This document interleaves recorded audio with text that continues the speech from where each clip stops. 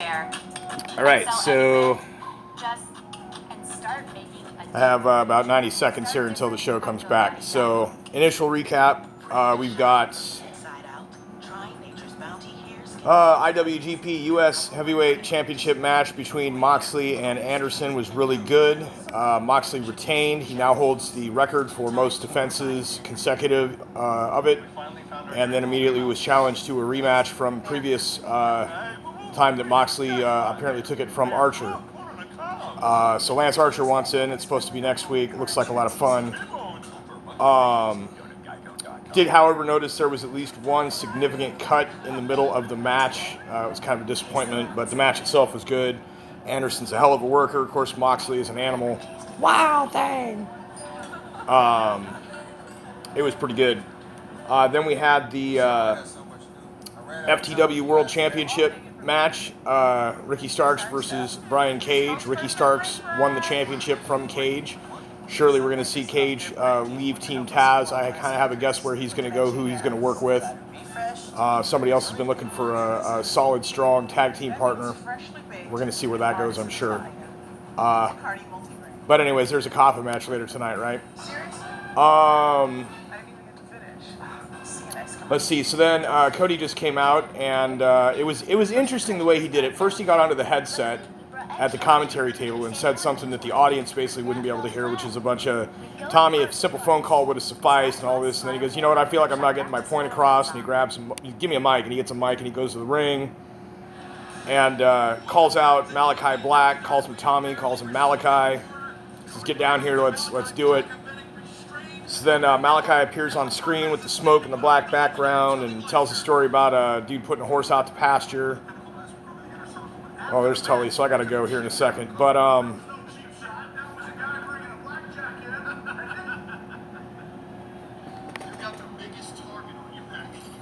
Santana and Ortiz promoing with Tully. Awesome. Anyways, Malachi's all, I was hoping he'd say that, and the lights went out, and then they come back up, and it's him and Cody in the ring. And interestingly, and I knew this going into it from having seen Malachi last week, and this week Cody's wearing an all-white suit with a gold tie. That you got a black versus white, good versus evil, and whatever. And it's going to be really interesting to see the two of them go at it. That'll be a quality match. It was definitely a quality promo. So anyways, it looks like Santana and Ortiz just sucker punched Tully, and Tully vows revenge. So I'm going to pause it here and come back to it after a little bit, maybe on the next break, and recap some more as well there. All right, so having streaming issues.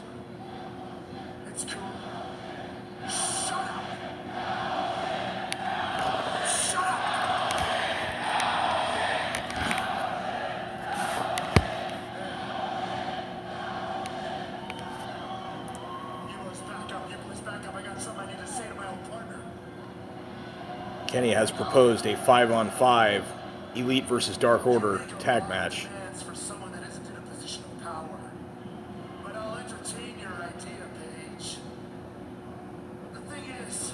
And he says when they win, so I've got a suggestion. After we beat your guys, one by one, 5-on-5 tag match elimination. Not only do your boys lose their shot at the tag team titles, you lose yours too. So if Paige loses the tag match with the Dark Order, nobody gets title shots. But if they beat the Elite in this 5-on-5 elimination tag, someone from the Dark Order will get a tag team shot at the title, and Paige will get his world title shot. Good action. That you miss 100% of the shots that you don't take. But you also don't fail either. And isn't that what you're... They're really trying to get into Hangman's head for sure. Basically what happened was the Elite came out one by one, everyone grabbed a mic and was like, yeah, bruh, like the same thing over and over again. You're not that guy.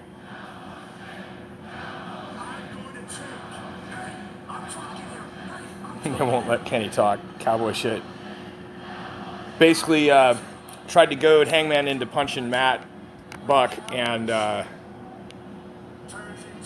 was going to turn into an elite beatdown, except that the Dark Order shot out into the ring and outnumbered.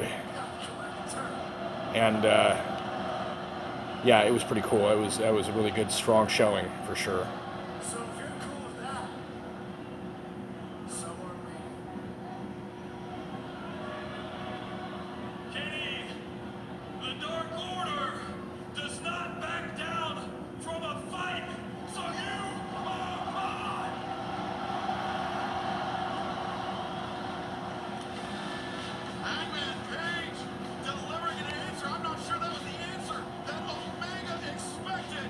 So yeah, at some point next week or soon following that, a 5-on-5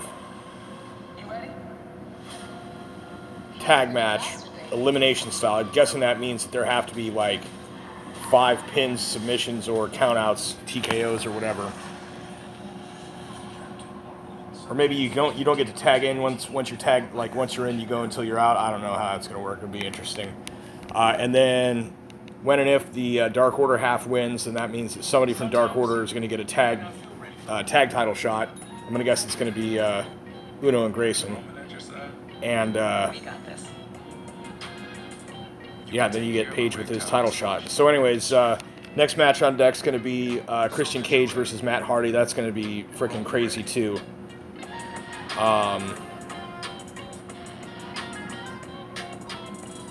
No real idea how that's going to go. My prediction right now is that I don't know. I could provide reasons why either one would win, so I guess we will find out. But kind of think that HFO is going to take it through shenanigans, but also I think at this point Christian's got Jurassic Express on his side too, so it kind of levels the playing field. So you get the highest quality products without the big retail markups.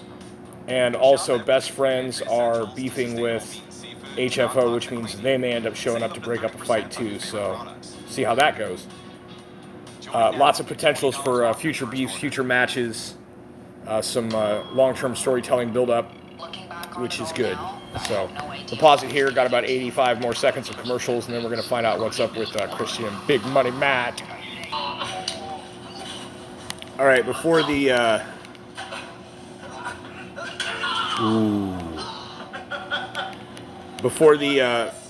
Big Money Matt Christian Cage, we got a promo from Jericho with Marvez talking about mythology. Jericho starts repeating this whole, I am the god of thunder, I am the god of whatever.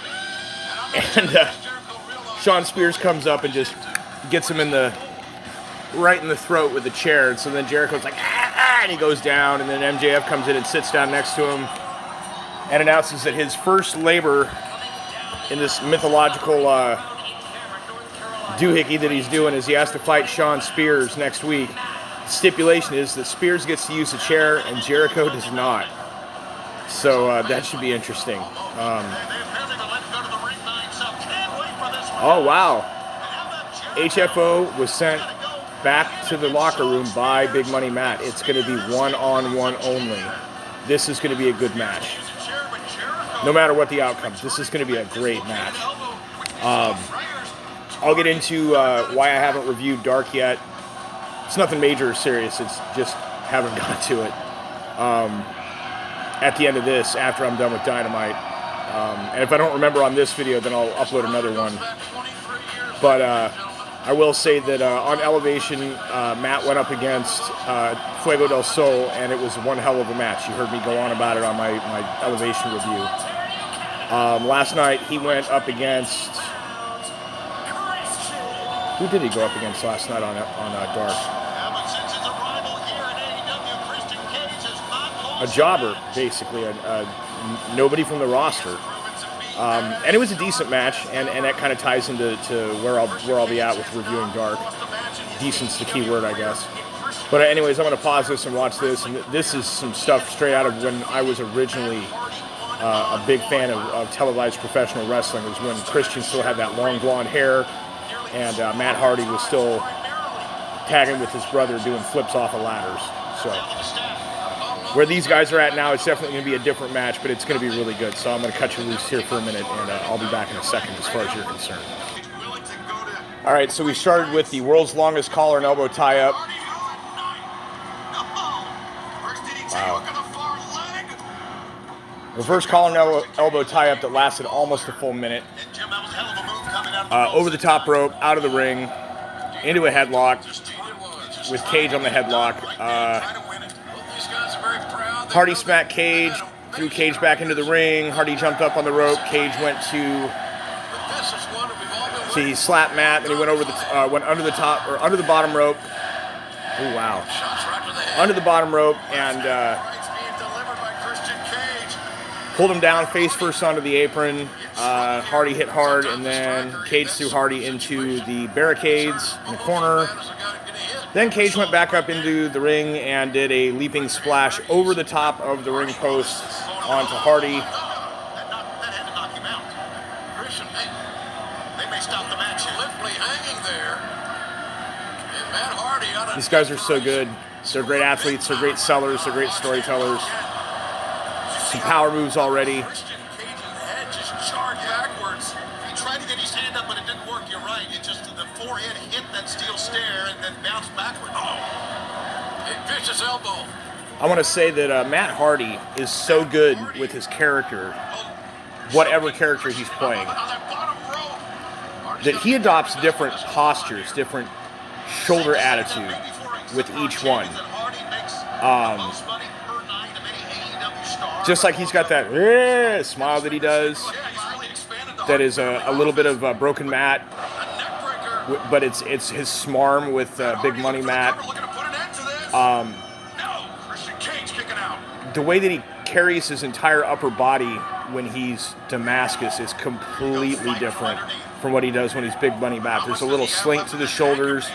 It's just a body language of deception.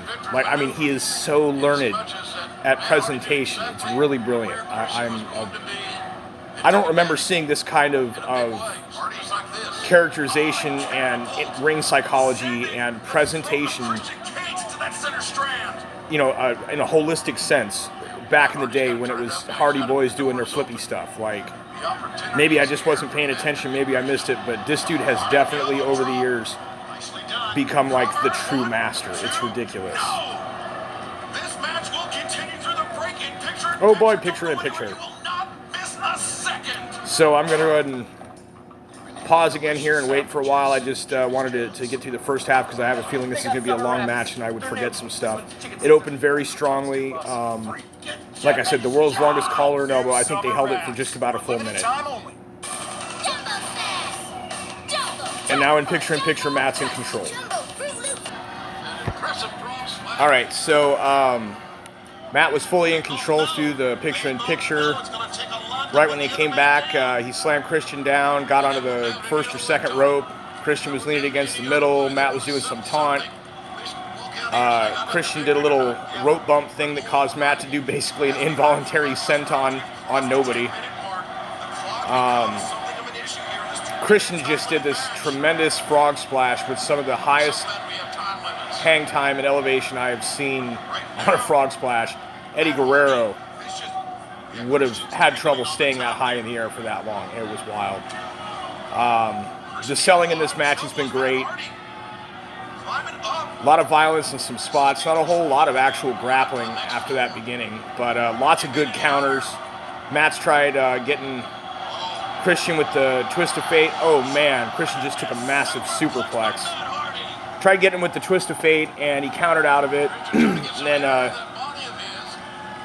threw Matt into a corner and was getting ready to spear him. And Matt ducked out of the way, and Christian stopped himself from spearing the turnbuckle. And then that was a textbook superplex. Perfectly executed. No, everybody hit at the same time. Perfect. There's a reason for that, for not actually hurting each other. Keeps trying to go over. Oh, low blow from Hardy. Twist of fate. But basically, Christian. avoided spearing the turnbuckle, and Matt kind of stumbled around and got speared anyway. It was a real solid spear. We've had many pinfalls. After delivering a low blow. Of course, Matt's fighting dirty. That's his character. Talked about the resilience of Matt Truth is the truth. Christian Cage is triple tough. Matt Hardy. Oh, he's going to try and go for the leech outside of the ring. But it's on the outside. Referee Paul Turner is pleading with Hardy, reminding him. You can't win out there, dude. He's trying to win by count out. He's just laying there pulling Orange Cassidy. Count.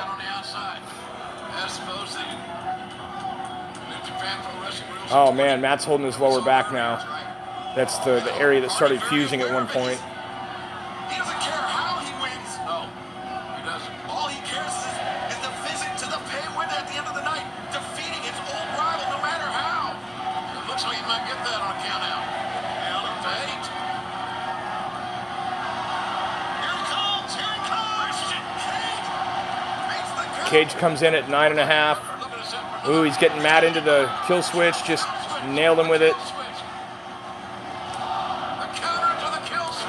And Christian Cage defeats Matt Hardy for the first time in his career in a singles match. Wow. Here to cement his legacy by beating a dude once. It was a great match. That was a lot of fun. We're either going to get advertisements or a promo next.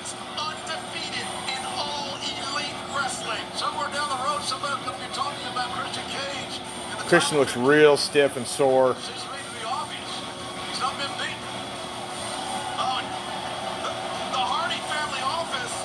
HFO's coming out.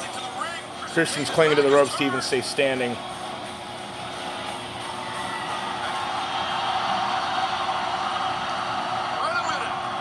Jungle Boy. Luchasaurus. Where's Marco?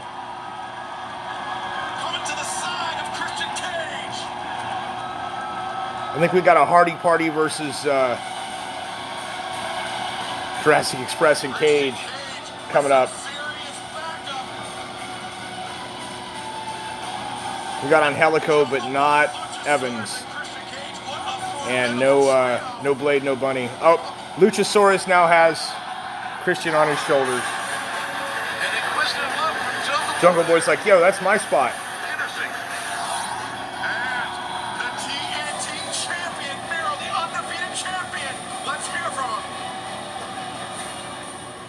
Christian's neck is very sore after that, I can tell. And now we have a Miro promo. Which, by the way, I like what Miro's doing with this, too. He's gone from being the goofy gamer dude to fully psychotic, closer to what I seem to understand Rusev was. And he's talking about changing his belt, too, so I'm guessing he's going to get a new custom belt and they're going to retire the other one again. It's kind of like what they used to do with that... Is that with the WWE World title that they used to do that with? They would change the belt for every champion. Daniel Bryan with his woodcut and leather vegan belt or whatever, hemp fiber. He wasn't a selfish man, that hero. He forgave everyone he destroyed on his path. They keep showing clips of Miro versus Chuck. The savagery, the brutality. This was his reward. Everyone in this position knows that a true champion is willing to defend their title with their lives. I'm willing to defend my title with yours. I am the Redeemer. The Redeemer, Miro, God's favorite champion. Looks like his belt is now white leather with the gold. Nobody. Right now, let's throw it down to our colleague Tony Schiavone standing by inside the ring. All right, next week, Fighter Fest 2 will be her first AEW Surprised World that title defense. You know I'm talking about. nobody's stolen a mic from Tony Schiavone. So Britt Baker's going to come out and promo, and that's cool, and I'll let you know what she said in a second or something, but I'm not recording this whole show. She got an enormous pop coming out. I did have to mention that. She just gave Tony a hug. All right, a couple of weeks ago, we saw Nyla Rose. And next week, it's going to be Britt versus Nyla. Switching to a table. Everybody's concerned now about your well-being. Don't worry about my well-being because I've dealt with multiple tables and and chairs and thumbtacks. And you know what happened? The blood stopped, the wounds healed, and I came out the baddest bitch on the block. So if you think for 1 second you see fear in my eyes, you better look again. But you know what is daunting? Keeping Nyla Rose relevant. Because imagine winning the World Championship title, only to find out your first challenger is Nyla. And I know you're gonna say, so stop right there. She's beat me multiple times. And she's at the top of the food chain. But I'm off the menu. Because Here we got Nyla and Vicky watching in the background. Of my own. And I know you're back there, Vicky Guerrero, listening to this. And luckily for you, you have a last name that will forever keep you relevant in professional wrestling.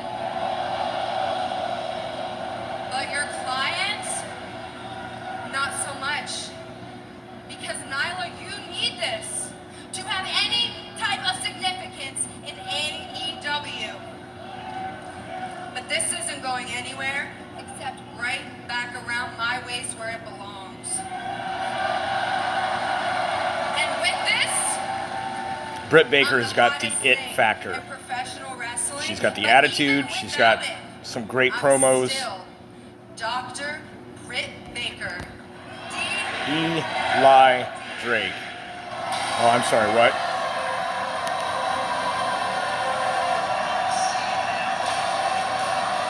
You hear that pop?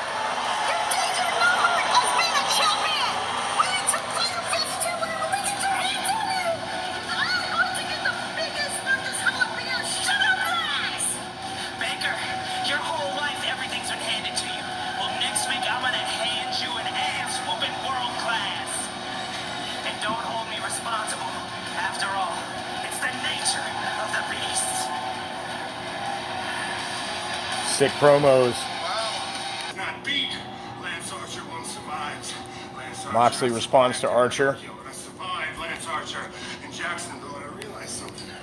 He's never gonna stop. He's never gonna stop coming after me. He wants to take me out. He wants to end my career. But the way I look at it, I'll get them before they get me. I'm not the hunted. I am the hunter. There is only one boogeyman in New Japan Pro Wrestling and All Elite Wrestling, and it's Jon Moxley, the IWGP United States Champion. You want Texas Death 2? Lance Archer. Next week, you will be not only Texas born, Texas bred. Next week in Dallas, you are Texas dead. I would have said Texas buried because it's wrestling, but It's a revolution. All right, on 3, 1. so yeah, next week we've got Dark Order versus the Elite, 5-on-5 tag elimination with high stakes. We've got Moxley versus Archer, Texas Death Match for the IWGP United States Heavyweight Championship.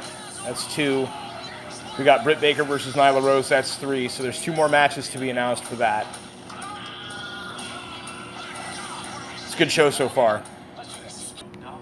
So this is like half review, half preview because I'm predicting things before they happen. I got about a minute left on the break here. I'm really trying hard not to just, stare at the thing while you're watching me stare at it and maybe get some sound bites and things. I know we got Sammy Guevara versus Wheeler Yuta. He's going to have Best Friends and Orange Cassidy with him, as well as Chris Stat, I'm guessing. So it's going to be like ending in some kind of Inner Circle versus Best Friends crew. Now that they got Wheeler on their team. And there's also, they're saying that there's Angelico versus Wheeler Yuta match coming up. I don't seem to recall that having taken place just yet on Dark. Oh yeah, that's the one with the new season. So unless I spaced that, but I'm pretty sure that wasn't who Angelico faced. I know he bumped up against him on Elevation and they were talking about it, but I don't know that that actually came to on Dark. I'll have to find out. But anyways, we got Wheeler versus Sammy, and then Darby versus Ethan Page for the coffin match, for the final match, main event. And we're looking at about 35 total minutes of show left, so we've got about 15 minutes per match. Wheeler comes out with Chuck and Orange. Oh, they're not staying out with him, though.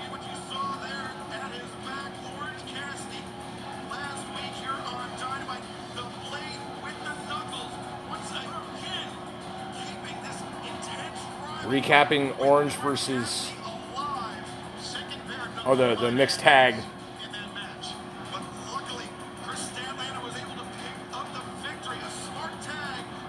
But then we have Wheeler versus Sammy, which has nothing to do with that. So, I don't know.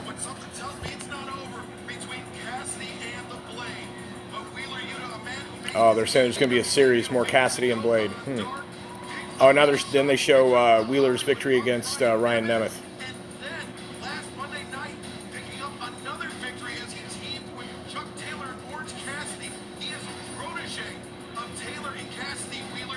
Protege of Taylor and Cassidy. Oh, the Bunny and the Blade are sitting in the sidelines watching. I haven't seen Allie's vlog out for a while, so I don't know what's up with that. This will be a good match. This will be a real good match. I'll probably cut back in just a moment. All right, Sammy just had to one-up Andrade from last week.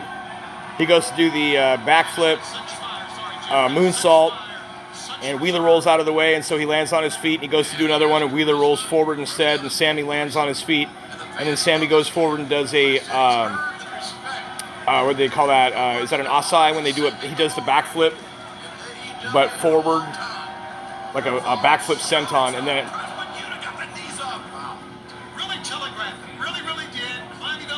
he caught knees trying to do another backflip, forward off the top rope. It's a competitive match so far. These guys are both excellent, both top talent, and noticing their styles. Of course, if you've seen Sammy, you understand what his style is. It's a lot of show. It's a lot of high impact, high risk. He's very quick, very good. Wheeler, you can see where his training from these former Chikara guys is. He's got the chain wrestling capability, and his style is definitely a hybrid of like Chuck and Orange. Like if they did the fusion dance.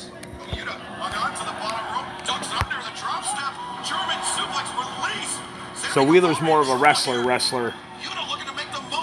but he's got the luchador sense. Huge splash, and then he got elbows to the chest, but he's covering anyway, and kick out. Sammy's like, nah. And they just mentioned it. They have a sold-out crowd at this arena. It is larger than Daly's Place. I'm going to say there's probably between 4,000 and 6,000 people in the stands. They got light red lights everywhere. You can see how full the stands are on all four sides. Well, three. The entire floor. And this crowd has been great. Ooh, Sammy did a little hop, skip, and cutter. Oh, GTS. And Sammy Guevara beats Wheeler Yuta with the GTH. Sorry, not a GTS. Very nice. Very Neville. Oh, wait. Wrong promotion. Like I was saying, this crowd is great. I'm not surprised at this outcome. Just between the two, Wheeler's still a new... Oh, Sammy gives him a pat on the back and a thumbs up, and he's telling the crowd to applaud him before hopping out of the ring. That's awesome. Sammy's got no particular beef. That's cool. He just wanted an exhibition. So now Sammy's getting daps from the crowd and QT promo with Aaron and Nick. Big Dick Nick. 2 weeks ago, you couldn't wait to tell the world how I pinned the American Nightmare in the middle of the ring, huh? What, you're feeding into all that crap too? You think I'm buried by the golden shovel Cody holds? Solo, give me that. Buried by the golden shovel. Come on. I'm kidding, Tony. I would never do that. Oh, God, QT, good. He just What? You're going to hit me? poured a beverage on Tony's head. I apologize for that. Classless. This contest is set for one fall with a 20-minute time limit. Oh, I forgot we got Penelope and Yuka before the coffin match. They got a half hour yet. That's crazy. So we got 6 matches tonight. That's awesome. Penelope's got a new outfit, no longer purple and green. Not gonna lie, I'm not as big of a fan of Penelope Ford as I used to be. I know she's got cool moves and stuff, but I have yet to see her do anything that Julia Hart can't also do with a little bit more oomph, even though Julia's way greener. But too many spots and not enough wrestling. So we'll see how this goes. But as I was saying about the crowd, they've got this huge arena completely sold out just outside of Austin city limits. First time in 16 months that Yuka shows up. And I'm going to guess that she's going to lose this one to Penelope because Penelope hasn't wrestled in a month or more. And Yuka won on Elevation.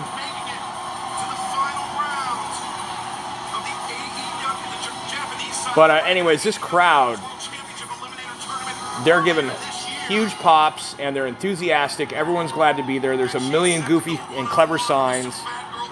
Nobody's tried rushing the ring. That Austin crowd has been dying. Ooh, that was a real sharp snaps. Yuka giving the arm drags to Penelope. She's going hard. One thing I will say that makes me think that maybe Yuka could actually be the one that's going to win this is that I've seen some, shall we say, dark matches with Penelope in them where she's very good at taking the bumps and losing hard, almost to the point of being submissive, as it were. So I will see what happens here. Anyways, I don't know. Come to find out that Penelope does like Botox and stuff, so they're like talking about his virginal girlfriend, and it's like, dude, no, she's not. Just fakery tips and tricks to look young, and I just, I'm not a fan of that stuff. I mean, she knows what she's doing, but... And like I said in my Elevation review, I don't think they fly the girl over from Japan just to do the job. And Yuka's definitely getting a bigger crowd response on this match than she was on the one from Elevation. Now, granted, Elevation matches were, I believe, filmed before and after Dynamite last week, whereas Dark was shot in Daly's place. But the crowd's definitely, this Austin crowd is all about some AEW. They're happy to see a wrestling match at an arena that they can go to in their town. It's really good. Kudos to AEW, everyone on the Nightmare Tapings crew. I think those people are all heroes. They legit saved the industry because what WWE was doing with their... Here goes picture-in-picture. What WWE was doing with their pre-Thunderdome stuff was just kind of flailing. And, you know, I appreciated the Triple H on the camera kind of thing. And, you know, we're all just doing what we can. It was very reminiscent of the union-busting Scab episode where... Triple H was going to ref, and or no, what was it? Triple H was going to wrestle against someone, and CM Punk was like the timekeeper, bell ringer, and commentator or whatever, and they just did a quick, like, the whole thing being that in real life there was some attempts to unionize, which failed, and I'm not sure whether or not the picketing was real or not, or if they paid their people to go out and act like they were picketing to mock the fact that they were actually not going to receive any kind of collective bargaining, which is... I got no other word for it. That is a shitty way for management of a company to treat their people, is to make them perform in a way that they are in reality not allowing them to have. But anyways, the no audience Triple H on camera, keep catching Michael Cole's bald spot and all that. You know, it was kind of cool. It was the old Hunter that we remember from DX, the jokester and all that. But Tony Khan came up with that idea to do 6 weeks worth of content in 2 nights. They pulled it off. Everyone that showed up for it, basically they took a day off and then they did a couple days shooting. They gave a call. Anybody that appeared was able to get in.